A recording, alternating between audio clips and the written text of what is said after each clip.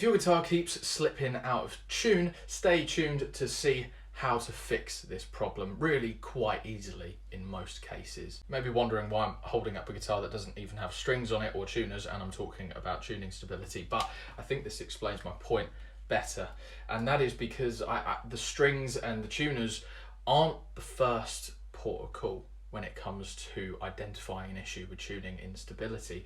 Usually your issue lies at the nut. And seeing as I have just made the nut for this guitar that I've been refretting, I thought it was a great time to explain how I've cut the nut and how that is going to mean that I know this guitar is going to stay in tune very well, even though I've not put strings or tuners on the guitar yet. Here are the nut slots on the guitar, and I want you to pay attention to the width of them, sort of down the length. So if we look at this A string, for example, you can see that it starts off at the width it should be at, and then it actually V's out. So at the end of that nut slot, if it'll focus, you'll see that it's wider than it is at the beginning.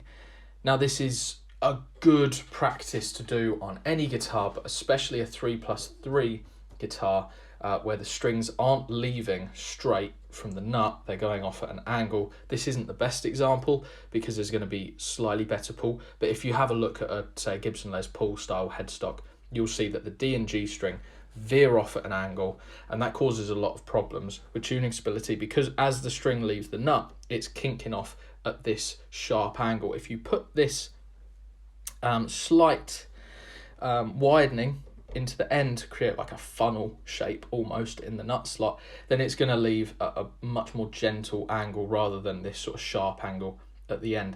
And I'm going to show you quickly how to do it quite easily. I've done it sort of quite neatly and nicely on this guitar because I have all the right tools, but you can use pretty much any sort of small file to do this. Let me show you. So I've used these Hosco nut files to do it. Say for the A string, for example, I've cut it at a 42 thousandths, which fits the gauge string that's going to go on the guitar.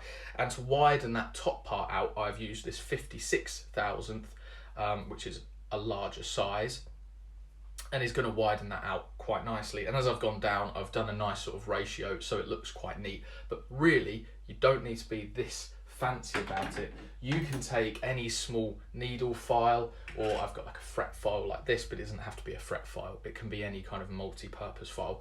And you can just, in the back of that slot, put a little V in the direction that the string is going to be going off at an angle of. And as long as you don't affect the front of the nut slot, the string is still going to contact and intonate